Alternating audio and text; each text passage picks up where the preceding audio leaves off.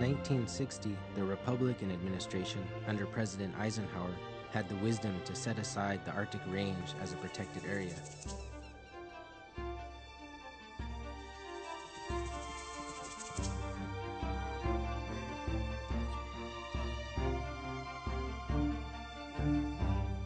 Only 8 years later, just west of the Arctic Range at Prudhoe Bay, a major oil site was discovered. Only the richest oil companies stood a chance at getting a piece of Alaska. Phillips Petroleum Company, Mobil Oil Corporation, Standard Oil Company of California. That's 18,660,000. Not surprisingly, in 1971, the Alaska Native Claims Settlement Act was passed. It stripped Alaska Native peoples of the vast majority of our traditional lands and resources and set up Native corporations.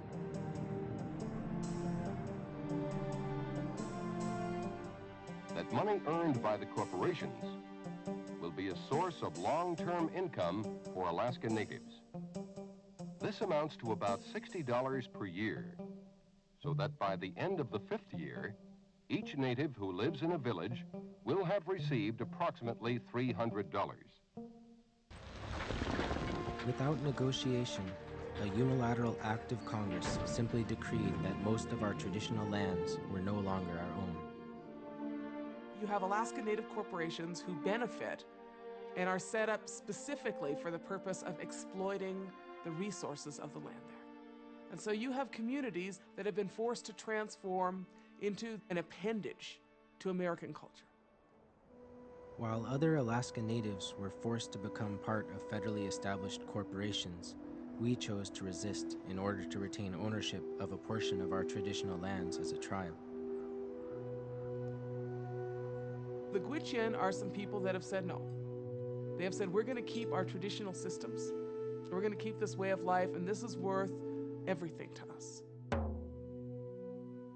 When I was 17 years old, I began getting mentored by other chiefs and leaders within the Native community. They began seeing me make speeches and being here and there. They took the time to train me into different types of both traditional knowledge and Western knowledge that I was going to need to know. And a lot of the people started asking me if I thought I would be able to handle moving in as a chief.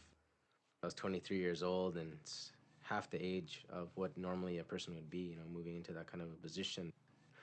I was elected, and it was still kind of controversial and strange because I was so young. So I talked with each of the elders, and one by one, they gave me their blessings.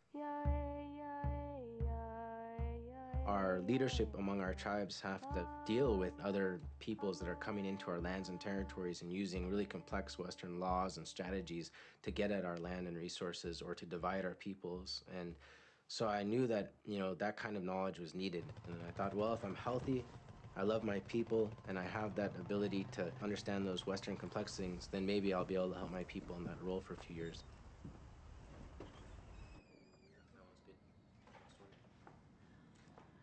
A lot of my time, since we don't really have one or two Western educated people, is to be in there trying to help educate more of our own people in there how to really run those things and how to manage programs and work with the computers and all this stuff.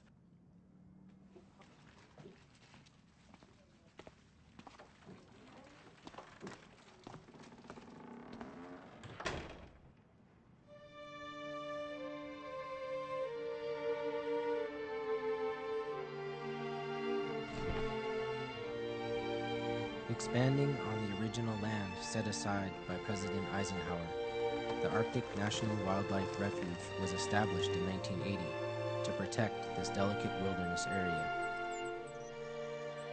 The Arctic Refuge protected 5% of Alaska's coast. The other 95% was already open to drilling.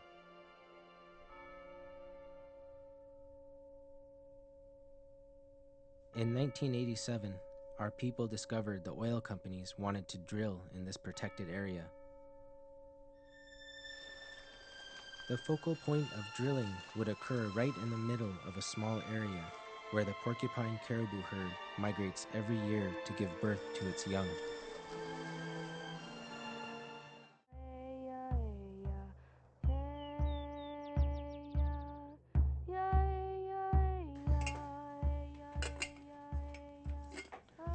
is a time of year where we have to go out and gather all the meat that's going to last us throughout the winter time, you know, till the springtime.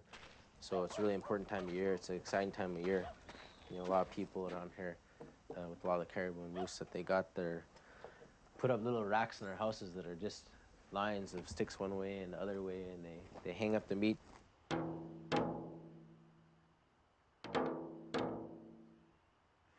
They cut it, they skin it around like this. The skin, they make boots out of it.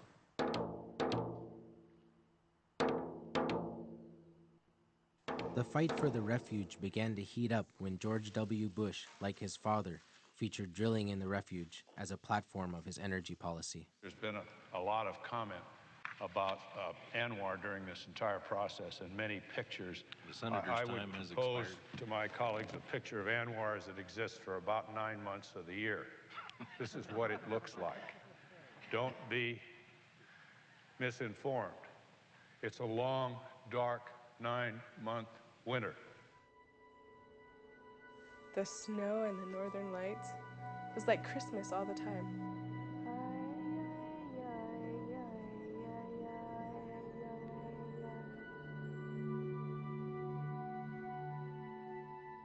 One thing that we learned right away was that if we're going to keep up with the struggles and the work we're doing, we have to be working almost at the same speed that those people who are working to try to create the opposite changes are working at. Otherwise, they get ahead of us.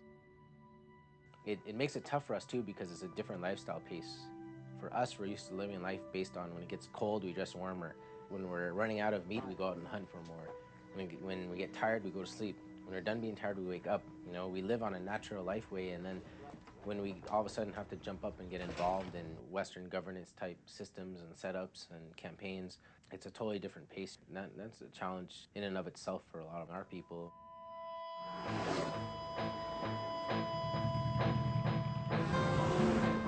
We could probably save as much oil as in the entire Arctic National Wildlife Refuge by just properly inflating the tires on our automobiles.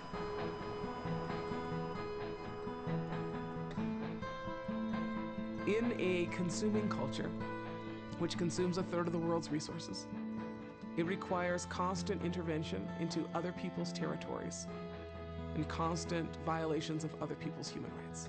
That is the reality if you consume more than you need and more than you can produce in any semblance of a relationship that is not only equitable but sustainable.